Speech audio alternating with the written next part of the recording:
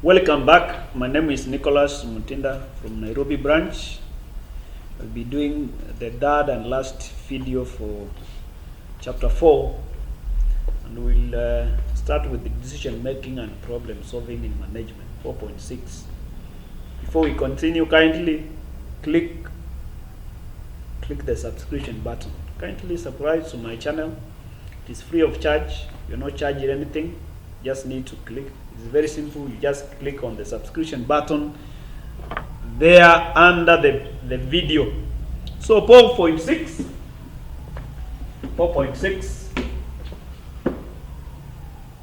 decision making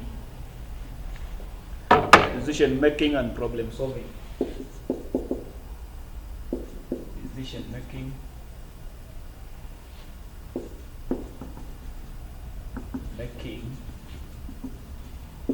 problem solving.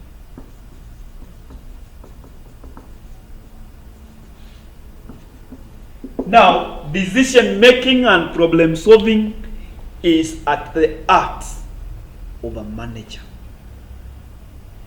This is the key decisions. This is what the manager is usually employed to do. Make decisions. You cannot be a manager if you can't make decisions. Because the role of a manager, all those roles that we discussed, the functions of a manager, they are all related to decision making. You can't be a good manager if you are not a good decision maker. So it is important for you to understand about decision making and problem solving. Because every day, every hour, every minute, as a manager, you are involved in making decisions. And remember what we have talked about decisions. Some decisions are urgent and they can cost the organization dearly. They can cost the department dearly. Some other decisions require a thoughtful process. If they require a thoughtful process and you make them urgently, you will find that you will be missing, and you can probably cost the organization dearly. So it is very important for you to learn and to understand the concept of decision making and problem solving for the organization. Now, what is a decision? Decision is simply making a choice between options. Decision making is simply making a choice between options. A decision is an act of choice where an executive forms a conclusion about what must be done in a given institution. A decision represents a course of behavior chosen from a number of possible alternatives.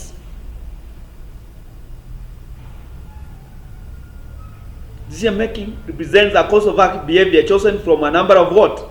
Possible alternatives. Means there are several alternatives. So you are choosing. Do we open a new branch or do we not? If we are to open a new branch, where do we open it? Is it in Western region? Is it in Coast region? Is it in the Central region? Is it in the Northern region? You are the MD to make a decision. Probably open in a northern region and you find it was not viable. Remember, there are costs involved. You have costed the organization. Do we advertise or do we not? Do we employ this guy or do we not? Those are decisions and they cost the organization. So it is very important. Now, what are the characteristics of decision making? It is a process of choosing a course of action from among the alternative courses of action. It's a process of choosing. Characteristics of decision making, a process of choosing. It is a human process that involves intellectual capacity, application of intellectual abilities. You look at things, options intellectually.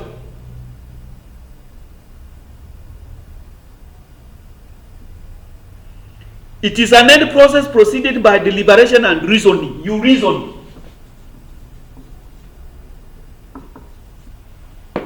If we take this decision, what will be the outcome?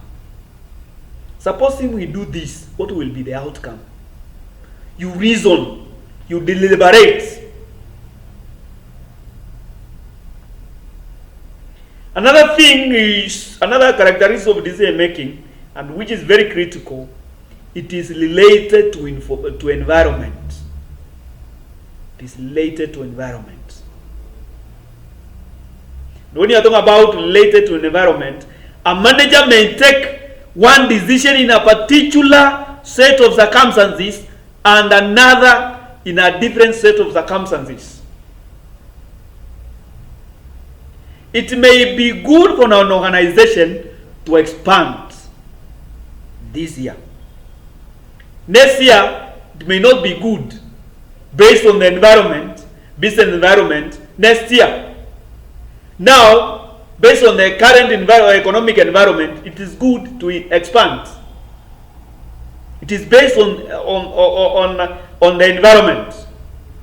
Another one, it involves time dimension and a time lag. Time dimension and time lag. Some decisions require have deadlines. There are time dimensions. If you don't sell these things by the end of this week, the market will be saturated next week. So what do? We reduce the cost now. Other things, when we are talking about time lag, we are simply saying you make a decision now, ama today, the effect will be felt next week. You make the decisions in this year, full consequences will be felt in 2 years, or in 3 years. There is a time lag. The time it takes it for the consequences to show. Another one, it always has a purpose. It always has a purpose. You make a decision based on a certain purpose. Do you want to increase the market share? Do you want to reduce the cost? All those things. Now, having talked about the decision, the meaning of a decision, and the characteristics, you can go to the process of decision making. Decision making. Process of decision making.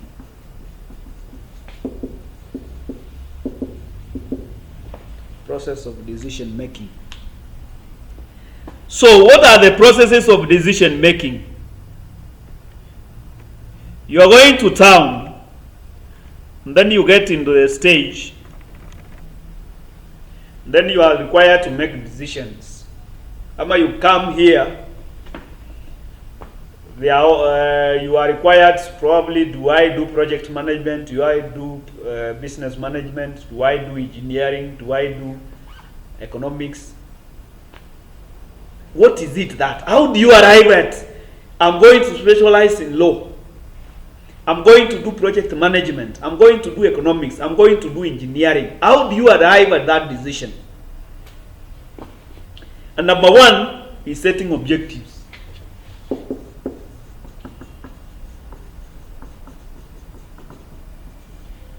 Setting objectives. What is your objective in life? What is your objective? Do I need to become a lawyer? Do I need to run a consultancy? Do I need to own a business, a large multinational? What is setting objectives? What is my objective? What is my objective? Do I use a taxi or do I use a public transport?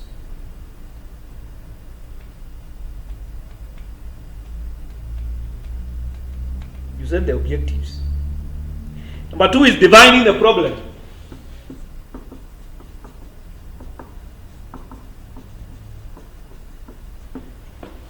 Defining the problem. What is the problem?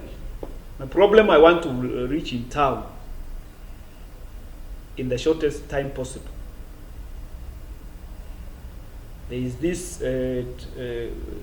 taxi. It will take 30 minutes. It will charge me 1,000. This public transport, it will take me 1 hour. It is charging me 100 shillings. That is the problem.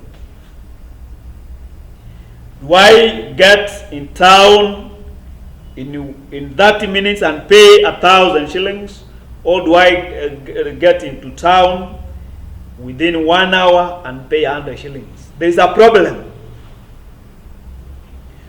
Do I do engineering, or do I do law, or do I do economics?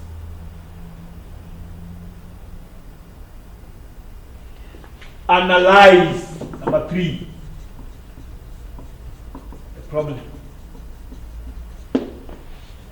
Analyze the problem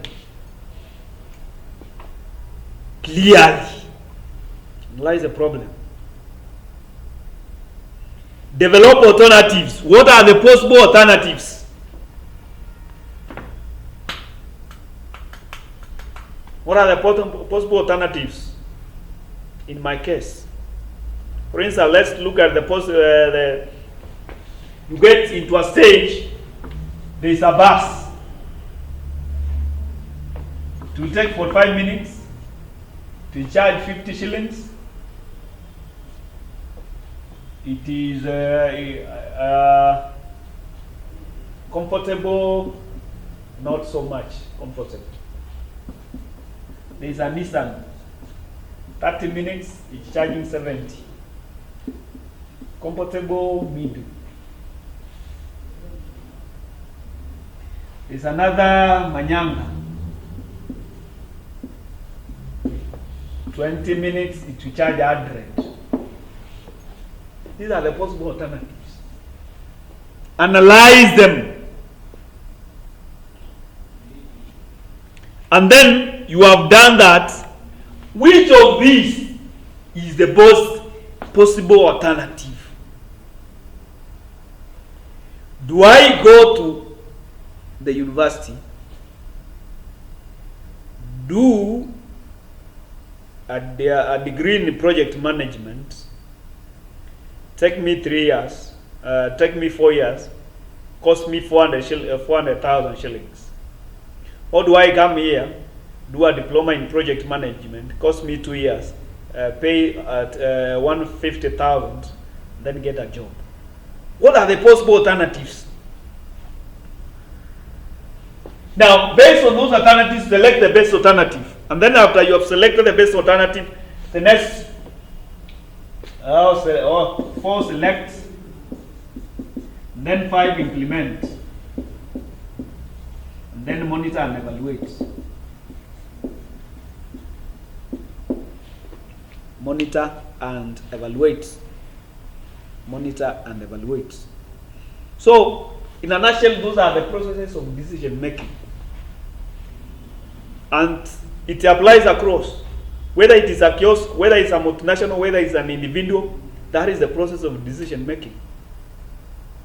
In those bigger organizations, you will find when they are talking about analyzing the alternatives, they will have statistics, figures.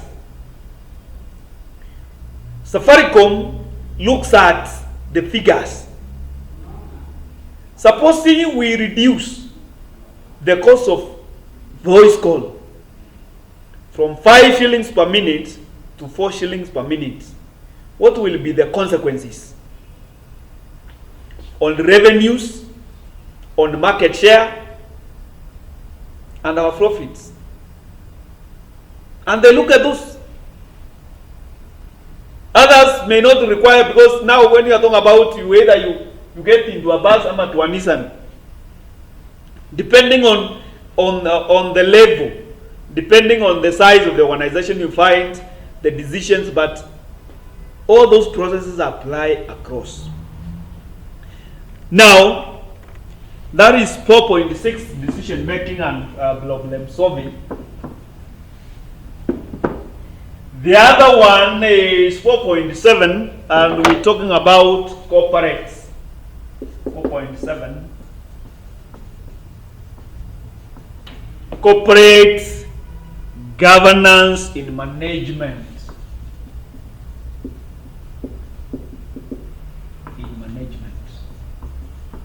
When you are talking about corporate governance in management, we have talked about corporates. And when you are talking about corporate, we are simply talking about the top management. Now, this is a very crucial subtopic in management. And we are simply saying the top management, you are making decisions for the interests of a very varied classes of people. You are making decisions for the shareholders. You are making decisions for customers. You are making decisions for suppliers. You are making decisions for the society. You are making decisions for the government, for the employees.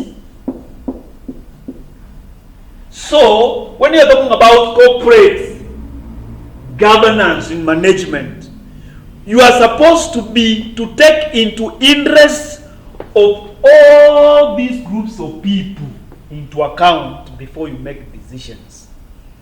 Because the decision that you make will affect each one of these. So what we are talking about corporate governance is ensuring that you make the interest for the best, you make decisions for the best interest of the organization. You make decision on the best interest of all the stakeholders of the organization.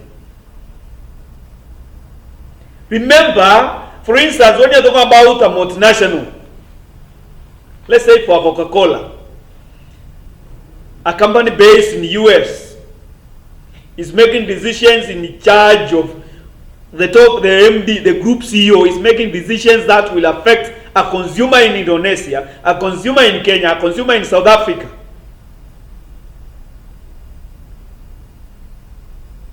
So you are supposed to make decisions based on the interests of the organization and ensure that all the interests of the stakeholders are taken into consideration, and not for your own personal interests. That is what we call corporate governance. To ensure that everybody's interest is taken into consideration. Now, for instance, in Kenya, we majorly depend on M-Pesa. Supposing somebody was to mess up with M-Pesa, how many people will he affect?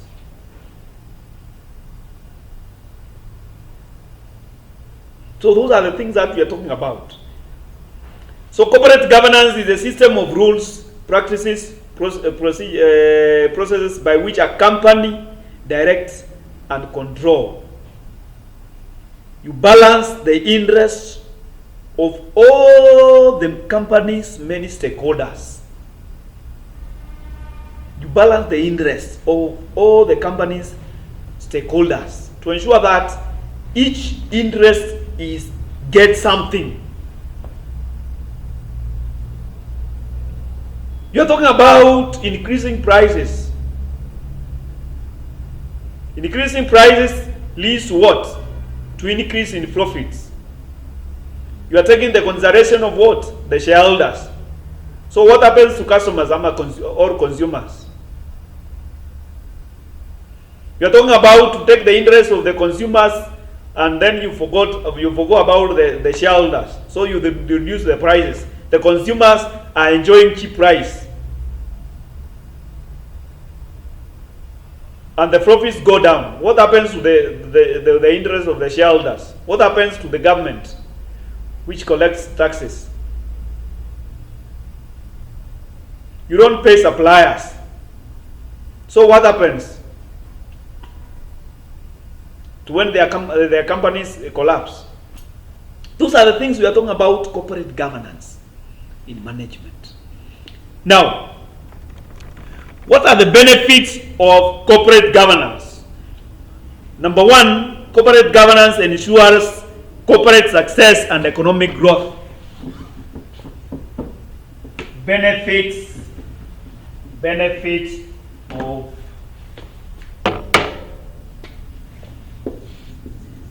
of corporate governance.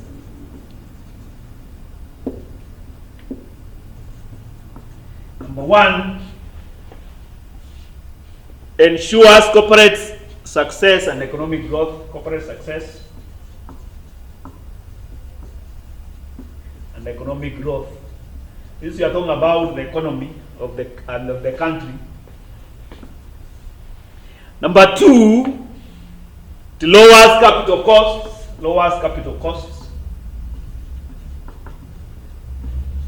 And this is a cost that you can acquire loan financing. So when a company has a good corporate governance, you find that it is able to get a loan at a cheaper rate. Number three, maintain investors' confidence. Investors' confidence.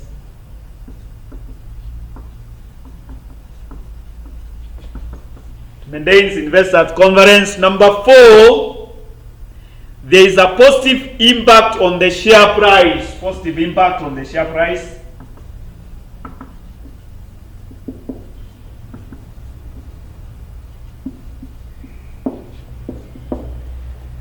There is a positive impact on the share price. Number five, minimizes wastages, corruption, and risks. It minimizes wastages, corruption, risks, and mismanagement. And lastly, it ensures that the management caters, fits the best interest of all. When there is a corporate governance, you ensure that the decision that you make fits the interest of all. So there is a wide range. You ensure that everybody, the decision that you make, it fits the best interest of all. It's a win-win situation for every stakeholder. Now, that is all about 4.7 corporate governance. So we can look at 4.8 corporate governance boards in management. Governance boards in management. 4.8 governance boards in management.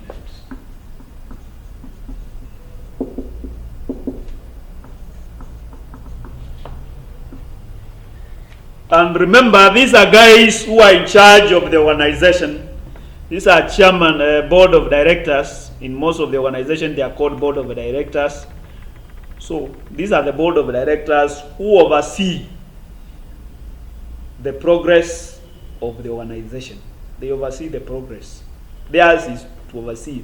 They are not involved in day-to-day running of the organization, but they oversee.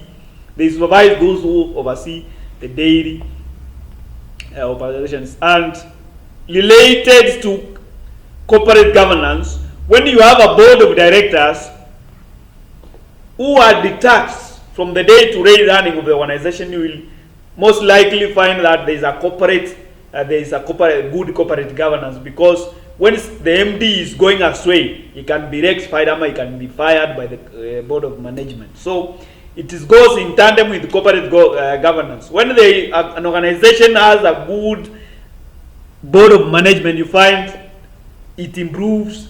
Its corporate governance is also of high quality. It has also a good corporate governance. So what are the responsibilities of governance boards of management? What are the responsibilities? Number one, They select individuals for membership and evaluate the performance of board committees, and individual directors. Remember, these are guys who are in charge of the organization. They oversee the running of the organization. So they select membership to the board and membership to the board committees. In most of the board committees, you will find there is a board committee in charge of audit, a board committee in charge of investment, a board committee in charge of risks. Number 2, they select, monitor, evaluate, and compensate senior management. Most of the organizations, you find that is the board of management that is in charge of selecting and evaluating the performance of the MD. And probably senior management, when you are talking about finance director, human resource director, all these senior managers are recruited by the board of management, and they supervise their performance, they evaluate and monitor their performance. Number 3, that is that they ensure that the management succession planning is adequate. So they plan for the succession planning in the organization. So MD will be leaving after 3 years. Who will take over? We start planning for now, succession planning. The finance director has been doing good, so he's supposed to start grooming for him to take over. Number 4 is review and approve significant corporate actions. We review and approve significant corporate actions. Those things that require top management level. For instance, an MD cannot, probably there are certain limits.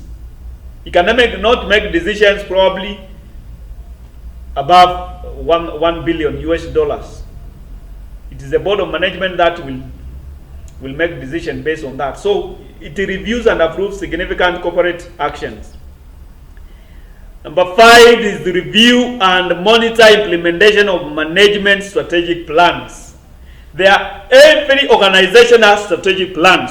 So it is the responsibility of the board of management to review and monitor how those strategic plans are being implemented. Are we in the right track? Do we need to improve? Another thing is to review and approve company annual operating plans and budgets. It makes budgets for the organization. What are the plans? It monitors, review and approve. Another thing is to evaluate results based on strategic plans. What profit do we make? Did the organization make? What were the total costs? We review and approve. Monitor performance, corporate performance, monitor performance. Another thing, a very key one, is review companies' financial controls and reporting systems. What are the financial controls we have? Can somebody be able to steal from the organization? What are the financial controls we have? Remember, I've talked about the bonds, financial risk, audits. What are the financial controls in the organization? What are the reporting systems in the organization? Another one is to review financial statements and financial reporting. Another one is companies' ethical standards and legal compliance. Are we doing the right thing in the eyes of the society? Is the organization doing the right thing in the eyes of the society? What are the ethical standards in the organization? Are we following them? Are we following the legal compliance, legal regulations set by the government? Then the other one is to oversee the company's management and enterprise risks. Are we doing the right thing? What are the way we are operating, the way the organization is operating? Are we looking at the risk part? It is the organization. The board of management responsibility to ensure that the organization does not run into risks, depending on the environment the organization is operating. Probably lastly is to monitor relations with the shareholders, employees, communication with the company, to ensure that there is a good interrelation with the regulator, with the shareholders, with the customers, all those things. Now, I think that is all about chapter 4, and this is the third video. So if you have watched, you watch only this, you remember there is part 1 and part 2. Practice management in practice 1, management in practice 2, management in practice 3. So ensure that you watch all of them. You watch all of them in order to understand the whole chapter. Otherwise, thank you for watching my channel. I remind you, kindly subscribe. It is free of charge. You are not charged anything. Subscribe in order to ensure that you understand and you get more videos about practice of management. Thank you very much. Be blessed.